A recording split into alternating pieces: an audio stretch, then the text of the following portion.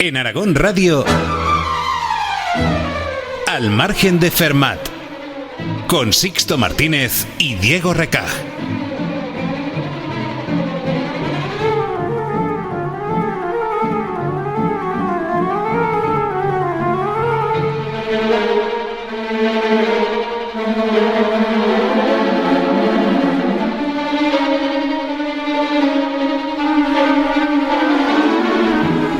El otro día me pillé a mí mismo pidiéndole a ChatGPT que me ayudara a escribir una felicitación de cumpleaños.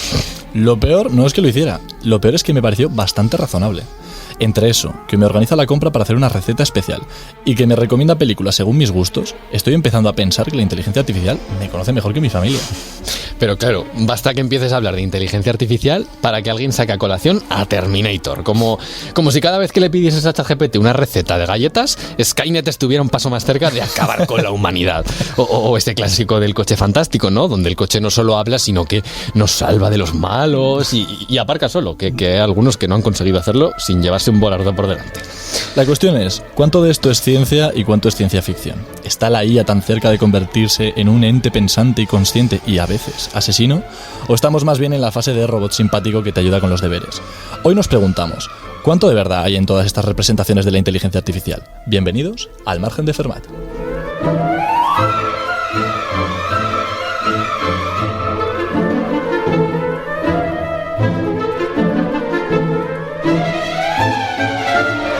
Esto tienen que estar contentos con nosotros, ¿eh? Esta introducción nos ha quedado increíble. Sí, Diego, pero al final las matemáticas nunca mienten y creo que nosotros deberíamos ser iguales. Esta presentación la ha hecho ChatGPT. Bueno, en fin, había que contarlo, ¿no? Había que decir la verdad. ¿Quién nos iba a decir, Sixto, a ti y a mí, hace poco más de 5 años que estábamos nosotros en bachillerato, que hoy íbamos a disponer de una herramienta tan potente como ChatGPT que la íbamos a utilizar de esta manera para crear la intro de nuestro podcast? Ya nos lo podían haber dicho, Es que las cosas están cambiando y están cambiando muy rápido.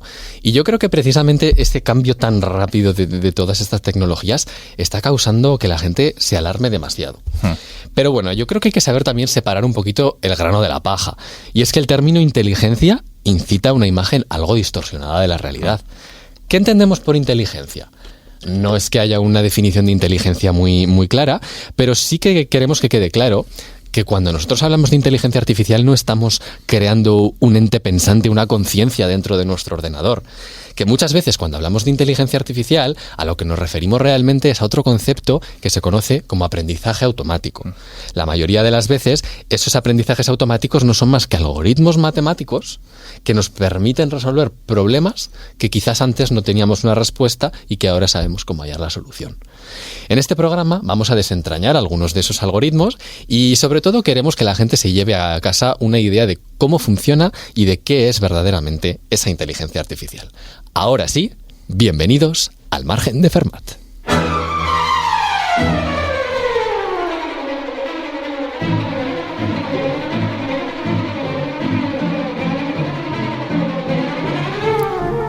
Bueno, Diego, esto que nos acabas de decir de problemas que no sabemos cómo resolver suena algo muy complejo, pero en realidad es algo que hacemos bastante a menudo.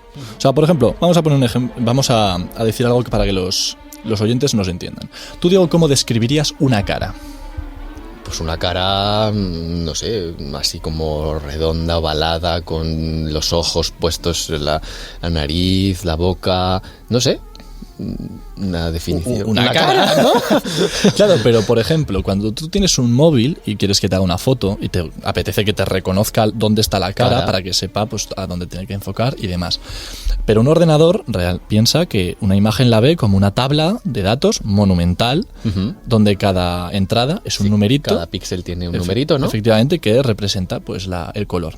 Entonces, si yo ahora te doy una tabla de estas dimensiones con numeritos y demás, ¿tú me sabrías decir si es una cara o no? ¿Qué buscarías? ¿Qué intentarías hacer? O sea, yo tengo una tabla con numeritos y tengo que saber si es una cara. Efectivamente. Ostras, pues yo desde luego no sabría. No sé, el ordenador no tengo ni idea de cómo lo hace. Pues es algo que nosotros aprendemos de pequeños y es algo que todos los críos, incluso hasta los animales saben hacer, reconocen caras. Reconocer caras. Pero nosotros de manera directa no te sabemos dar una formulita ni un algoritmo de, bueno, sí, si encuentras aquí un no sé qué.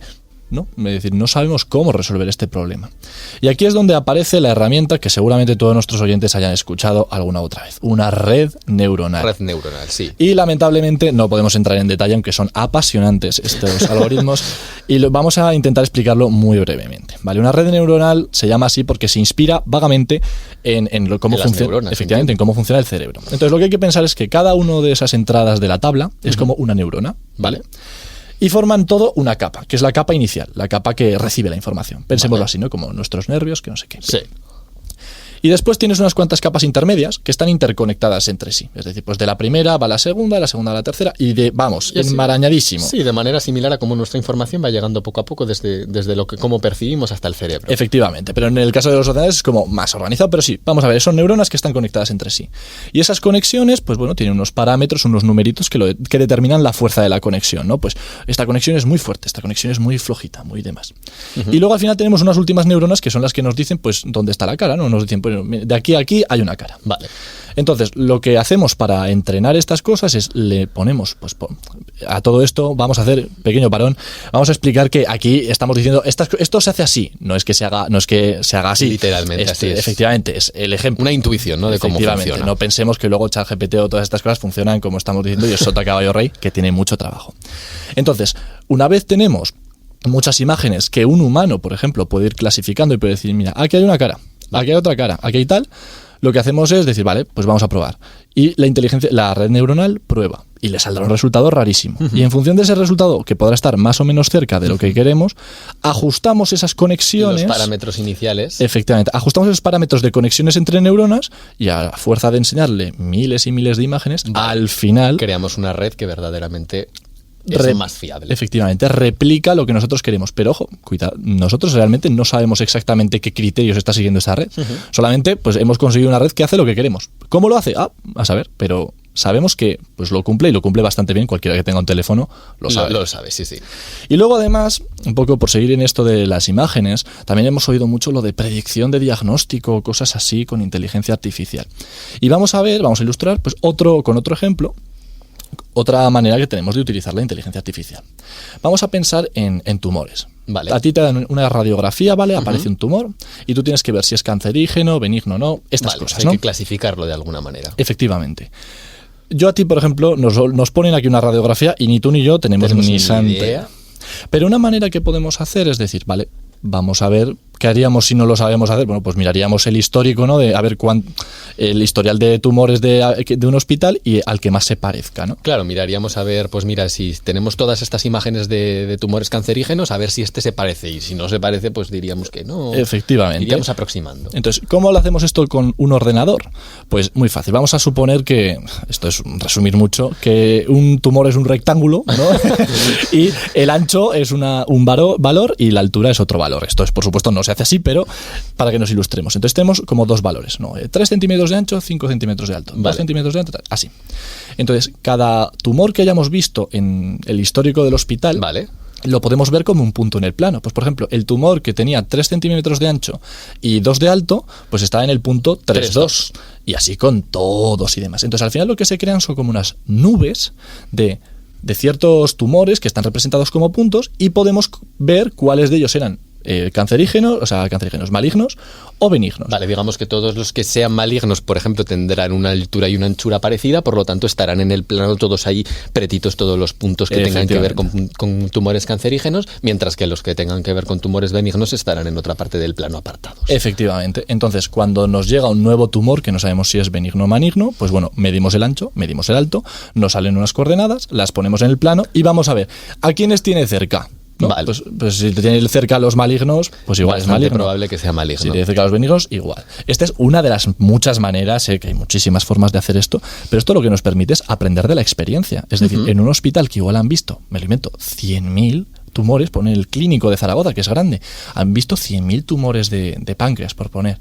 Claro, es que tienes 100.000 puntos. Vale. Entonces, claro, es que con los datos reales, es que eso te da mucha información, realmente simplemente mirando cuáles se le parecen. Estamos trasladando esa primera noción que nosotros habíamos dicho de aproximar respecto a lo que nosotros podemos ver, pero ahora que lo haga una inteligencia artificial, digamos, asociando a los datos que tiene, ¿no? Efectivamente, pero realmente se está desmitificando bastante porque, claro, de la inteligencia artificial de un ser malvado que aprende y demás a un cacharro que pone puntos en un sitio y luego que simplemente va aproximando como quizás lo haríamos nosotros, pero a nivel más industrial, sí, realmente se desmitifica bastante. Y a mí esto que estás contando de reconocimiento de imágenes me recuerda a estos típicos, no sé cómo llamarlos, esto que te aparece cuando tú entras en una página web que a veces te pide demuestra que no eres un robot, selecciona las imágenes que tienen bicicletas. Los captchas. Pues precisamente, a ver, si estamos diciendo que una inteligencia artificial de este tipo, pues más o menos puede entrenarse y puede verse para detectar una cara, pues igual podrá detectar una bicicleta, ¿no? ¿Cómo le estamos demostrando al ordenador que no somos un robot si la inteligencia artificial quizás también podría hacerlo? Pues la cuestión es que lo que hacemos es ponerle pruebas de dos, pues o bien esperando que el ordenador no las pase, o también a veces esperando que no merezca la pena preparar un ordenador tan capaz como que para que pueda superar las pruebas. Entonces, en estos de dar un clic de si no eres un robot, o detéctalas tal, o pon la pieza del puzzle donde toca, sí. Pues al final lo que estamos intentando es distinguir el comportamiento humano, ¿no?, del comportamiento de lo que sería un bot, ¿no? Vale. Entonces, muchas veces hay que tener en cuenta que esto está muy avanzado y no es que un ordenador, o sea, una sí, inteligencia artificial no le sepa dar clic al no soy un robot, que soy muchas que sí que lo saben hacer, sino que muchas veces ya estamos buscando cosas muy sofisticadas, de cuánto tiempo tarda, o es capaz de darse cuenta de este pequeño detalle o no, o reconoce este texto, que a veces esos textos son ya están siendo verdaderamente complicados para un humano, imagínate para... Sí. Entonces, lo que estamos intentando con esas cosas es un poco jugar a lo que no sabe hacer todavía la máquina, pero cada vez, claro, está siendo más complicado. Estamos yendo más allá. Pero bueno, Sixto, todos estos algoritmos que me estás contando no son nada novedosos, llevan existiendo ya un tiempo, ¿no? Te estás pasando un poco quizás a la antigua. Añoranza del pasado. Lo que la gente quiere saber, yo creo, aquí es verdaderamente cómo funciona esa inteligencia artificial que utilizan todos los días actualmente y que cada vez asusta más. ¿Cómo funciona ChatGPT? En Aragón Radio, Al margen de Fermat, con Sixto Martínez y Diego Recaj.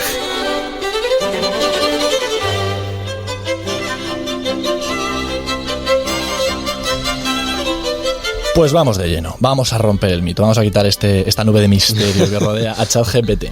Lo primero a aclarar, como estábamos diciendo antes, y que quiero volver a insistir, ChatGPT es el producto de una empresa, OpenAI, que tiene muchos millones, así que no voy a llegar yo aquí y en 5 minutos explicar cómo funciona una maravilla de la ingeniería. Pero sí que el principio realmente se puede explicar. Lo que están utilizando es procesamiento de lenguaje natural, que es una palabra muy chula, pero que realmente cómo funciona es de la siguiente manera. Hola, don Pepito. Hola, don José. ¿Cómo has hecho eso? No sé, la canción de la infancia, ¿no? Te suena, ¿no? Sí, lo has oído tantas veces que al final pues dices tal. Pues es que lo que está haciendo un modelo de lenguaje, en esencia, es muchas veces es esto. Lo que hace es que se lee textos, vamos, a un nivel que ninguno puede esperar. O sea, ChatGPT se puede leer la Wikipedia entera, se puede leer todas estas cosas. Entonces aprende frases, pero todas las frases, todas las redacciones, todo lo que se puede leer y que cabe dentro de una máquina, ¿no? Se lo lee.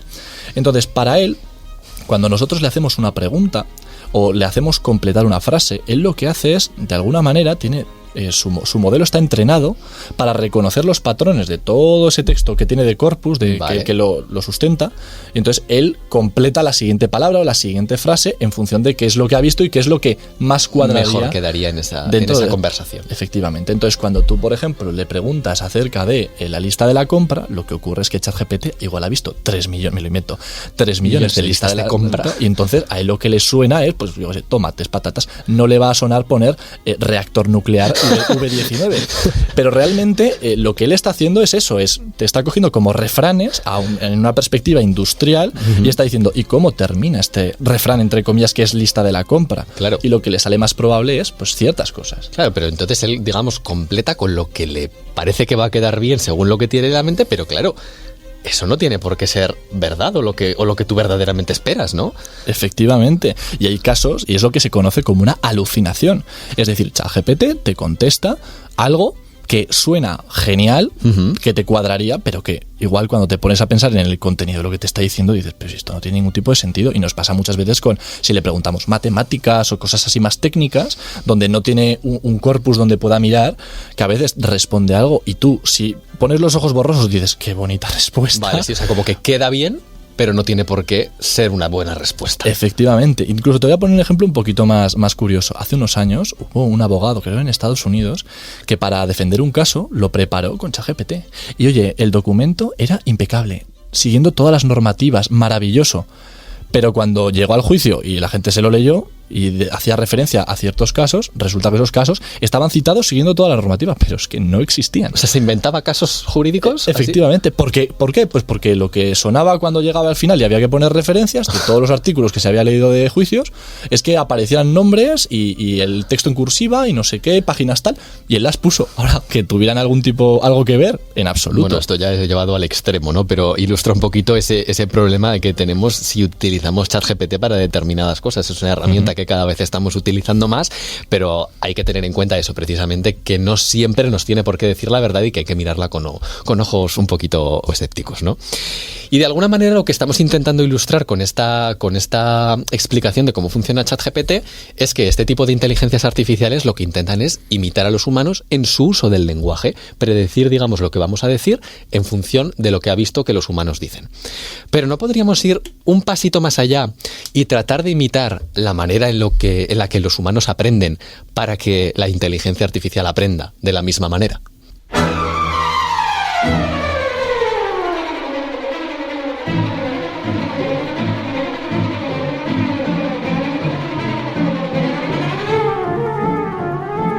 Al margen de Fermat.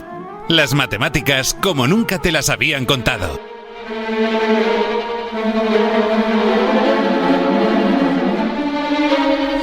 Claro, enseñar a aprender como aprenden los humanos no parece tarea sencilla, precisamente porque no está del todo claro cómo aprendemos a nivel cognitivo, ¿no? Pero sí que sabemos que muchos de los aprendizajes que nosotros tenemos se deben a una evolución, en un u otro sentido de la palabra. Y oye, si algo funciona, ¿por qué no copiarlo? Efectivamente. Y antes de meternos de lleno en ordenadores, te iba a traer un ejemplo bastante más mundano. Vamos a hablar una vez más de fútbol, ¿vale? tema ubicuo. Vale. Nosotros vimos, cuando cualquiera que haya visto 2 o 3 partidos de fútbol se habrá dado cuenta de que las alineaciones siempre son las mismas. Ese 3-4-3, 4-4-2, ¿de dónde ha salido eso? ¿Vale? Yo creo que el primero que jugó al fútbol, el primer partido de fútbol que jugaron, nadie tuvo una iluminación de la vida y decir, venga, vamos a ponernos así, 4-4-2, que esto va a funcionar de maravilla. Yo creo que el primer día, pues yo qué sé, se pondrían a jugar de ahí todos apelotonados para intentar que el balón no pasara, tal, y claro, se fueron dando cuenta de que quizás esas estrategias que estaban siguiendo no funcionaban del todo bien. Y esas, precisamente, que no funcionaban, pues poco a poco, a lo largo de la historia, fueron muriendo, mientras que las alineaciones que iban funcionando correctamente fueron las que se han ido instaurando y son las que a día de hoy hemos copiado y utilizan pues todos los equipos, ¿no? Efectivamente. Y bueno, esto que estás contando, que es la evolución de las especies, igual hay algunos de nuestros oyentes que lo tiene muy lejano, ¿no?, de cuando lo estudió en el instituto o cosas así. Así que vamos a repasar un poquito cómo funciona. Las especies, muchas de las características que tienen no las tuvieron el primer día. Es decir, no aparecieron los monos con pelo y de estas maneras, ¿no? Aparecieron pues seres primitivos, de los cuales, conforme se fueron reproduciendo, aparecieron mutaciones. Es decir, pues entre 2 caballos, por ejemplo, los hijos que tengan, pues saldrán algunos un poco más altos, otros un poco más bajos, unos más fuertes, otros menos fuertes y demás. Exacto. A lo largo de millones de años, algunas de esas mutaciones estarán mejor adaptadas, claro, y por lo tanto sobrevivirán más y podrán reproducirse más. Esto es súper importante. Y entonces, pues si tú tienes 3 hijos y el hijo más alto pues puede llegar a las manzanas más altas y puede comer, y ese llega a los 16 años y se puede reproducir, pues a la larga la gente va a empezar a ser más alta. Y creo que eso lo vemos todos con las jirafas. Las jirafas, por eso es decir, las más altas, claro, podían comer más y reproducirse más, y así han ido ido, entre comillas, aprendiendo cómo tienen que ser para tal. Es la supervivencia del más fuerte, la teoría de la evolución, pues que en este caso la estamos viendo pues con eso que te contaba de las alineaciones de fútbol. Y es que en la vida nosotros también trabajamos todo el rato con prueba y error. Ante una situación en la que no sabemos muy bien qué hacer, pues bueno, planteamos distintas alternativas, quizás probamos distintas cosas y la que vemos que funciona bien, pa'lante, y las que no, pues las vamos descartando. Y precisamente esta idea se traslada a la hora de programar inteligencias artificiales y a la hora de trabajar con ordenadores. Esto mismo que te contaba de las alineaciones en el fútbol, de generar distintas posibilidades y ver cuál funciona mejor, pues esto mismo se puede aplicar en un videojuego de fútbol como viene a ser el FIFA, ¿no? Un juego que no hace falta explicar porque lo conoce todo el mundo. Esos monigotes que se van moviendo por el campo y que hacen distintas cosas, pues bueno, lo que están programados es para, con inteligencia artificial, probar diferentes acciones que pueden realizar y ver cuáles son las que les llevan a ganar, ¿no? Y a partir de ahí se quedan con las mejores. Y esto pues ocurre en el FIFA, pero también ocurre en otros videojuegos, sobre todo en videojuegos donde hay que decidir una acción que se ha de hacer aleatoriamente y que hay que ver qué es lo que va a pasar y cuál funciona mejor. Videojuegos con enemigos, videojuegos de lucha. Yo estoy pensando ahora, por ejemplo, en el Call of Duty, ¿no? Que es el juego de tiros por autonomasia. Tus enemigos, si juegas contra la máquina, te siguen, se esconden y demás. Tú no puedes programar eso diciendo, no, if tal, no sé qué. No puedes hacer eso. Tienes que hacer que de alguna manera respondan a su entorno. Entonces, pues eso, generas unas cuantos y habrá alguna de esas especies que tú generes que las mates. Sí, que se pongan a dar volteretas en mitad del sitio. En cuanto las hayan matado 3 veces ya la descartas. Y sin embargo, esa generación que igual empieza escondiéndose es la que más puede reproducirse, ¿no? Y al final, pues después de muchas iteraciones, al final consigue ser pues unos jugadores que a veces son, yo lo tengo que decir, a mí me ganaban siempre. y ya hablando quizás más de un algoritmo concreto de cómo funciona esto, yo creo que es más fácil quizás ilustrarlos con juegos más sencillos, con juegos de mesa. El 3 en raya. ¿Tú te has parado a pensar cuando juegas contra una máquina del 3 en raya, esa máquina cómo sabe exactamente jugar? Bueno, pues un algoritmo que se basa también un poquito en esto de evolución, prueba y error, es el siguiente. Inicialmente, la máquina, esa inteligencia artificial, no tiene nada de inteligente. Es una máquina tonta que hace lo primero que se le pasa por la cabeza. Es decir, tú haces un movimiento y a continuación la máquina dice, vale, pues tengo estos 4 posibles movimientos que puedo hacer. Puedo poner la ficha aquí, aquí, aquí o aquí. ¿Qué hago? Al azar. Selecciono la que más rabia me dé. Igual te está dejando hueco para hacer tu 3 en raya, pero él lo hace al azar.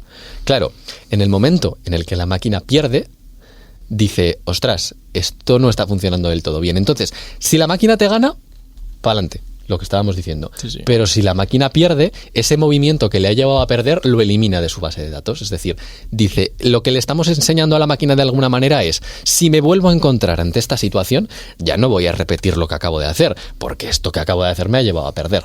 Pues es esa misma idea otra vez de supervivencia del más fuerte. El movimiento que le lleva a perder muere, el movimiento que les va llevando a ganar va surgiendo y se va instaurando y así de alguna manera aprende a jugar la máquina y por eso al final pues nos ganan, ¿no? No, o sea, es que yo creo que todo el mundo, sobre todo los un poco más mayores, se estarán acordando de un hecho que ocurrió en el 1997 en el cual la máquina Deep Blue ganó a Garry Kasparov en el ajedrez. Y es que esto de los juegos puede parecer algo muy trivial, bueno, el 3 en raya que más nos da, pero el ajedrez históricamente había sido una manera de medir cómo de inteligentes son las personas.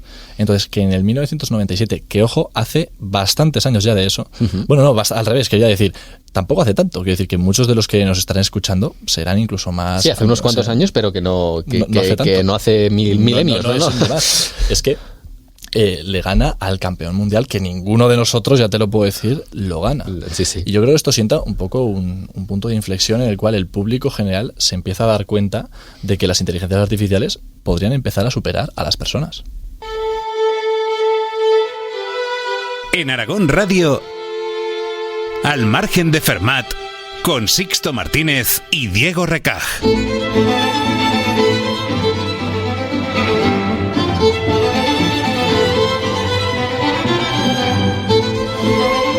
Pero todo esto que estamos viendo, ¿hasta dónde va a llegar?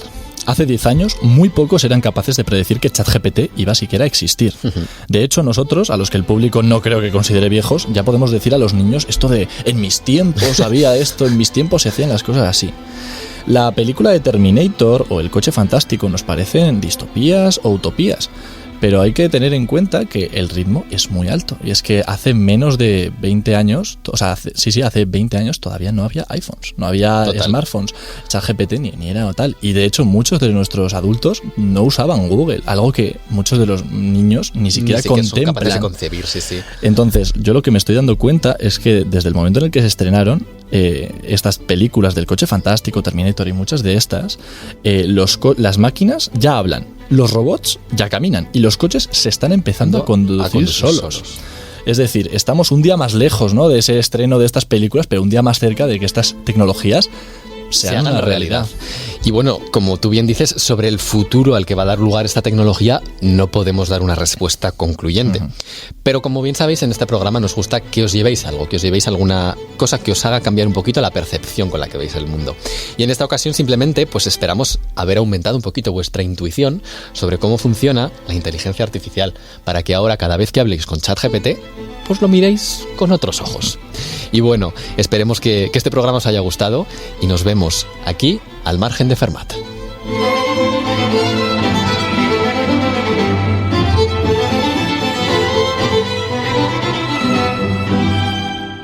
Al margen de Fermat, en Aragón Radio Podcast.